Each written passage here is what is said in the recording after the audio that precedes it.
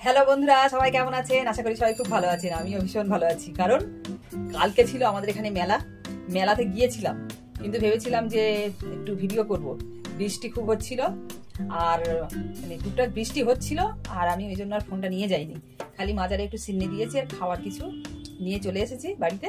তো যেহেতু কালকে একটু রাতও হয়ে গিয়েছিল, 7:30 পৌনে 8টা বাজে প্রায়, তো খাওয়ার জিনিস যেগুলো নিয়ে এসেছি তো কালকে খাওয়া হয়নি, শুধু বাদাম খেয়েছিলাম একটু, আর পাঁপড় এনেছিলাম, তো পাঁপড়টা খেয়েছিলাম, ওই জন্য খাওয়া হয়নি। তো কি কি আনলাম চলুন দেখি। আর এখন একটু সন্ধ্যাবেলা তো এখন এবার খাবো আর খেয়ে দিয়ে এগুলো চা খাবো, তো এই জন্য প্লেটে এখন আমি নিয়ে নিচ্ছি। তো দেখেন, আমি নিয়ে এসেছিলাম কালকে মেলার জিনিস, যাই হোক ভীষণই ভালো লাগে। কার কার এরকম মেলার জিনিস খেতে ভালো লাগে কমেন্ট বক্সে কমেন্ট করে জানাবেন। মেলার এই যে গজা,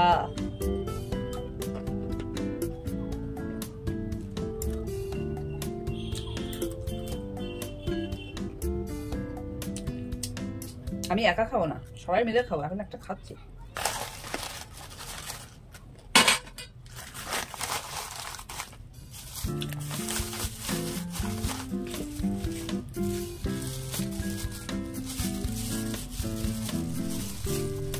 এই যে লাল হালুয়া অল্পই নিয়েছি, তেল একদম ভর্তি, কি দিয়ে বানাই জানি না, তেল ভর্তি একদম।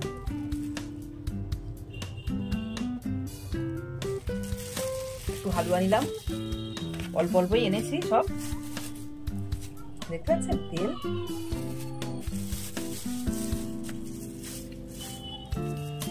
সব ঠান্ডা হয়ে গেছে, জমে গেছে। এই একটা হচ্ছে কটকটি, এটা খেতে ভালো লাগে ভীষণ।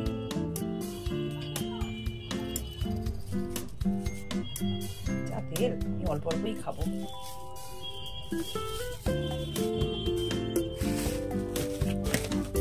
ছেলে এখনো খায়নি, আমাদেরটা নিয়ে যাচ্ছে, ছেলে কখন খাবে জানি না। এটা হচ্ছে গজা নিলাম, একটু কটকটি নিলাম, হালুয়া নিলাম, একটু এবারে নেবো একটু বাদাম। হাতটা একটু ধুতে হবে, তেল তেলে হয়ে গেছে। আর এর মধ্যে নিয়েছি এই যে এই ভাজাটাও ভালো লাগে।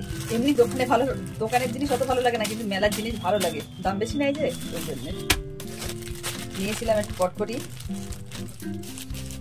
আর এখন ওগুলো খাবো না, এখন এই যে বাদাম নিয়ে কিনেছিলাম।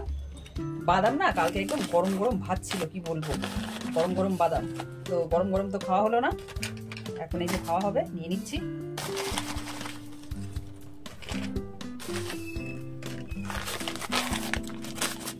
আবার বাদ বাকিগুলো রেখে দিই, ছেলে তো খায়নি। কটকটি ভাজা একটু একটু করে খাবো, যে কদিন থাকবে মেলার কথা মনে পড়বে, তাই না? বাদামটা যখন নিলাম একটা ফাটিয়ে খাই, সময় অনেক লাগে এই বাদাম খেতে। যখন অনেক সময় থাকে তখন বসে বসে খেতে হয়। বর্ষার দিনে তো ভীষণই ভালো লাগে। বাবা বাবা, দেখতে পাচ্ছেন দুজনা খাবো, নিয়ে নিচ্ছে। এগুলো খেয়ে চা খাবো। ঠিক আছে বন্ধুরা, সবাই ভালো থাকবেন, টাটা বাই।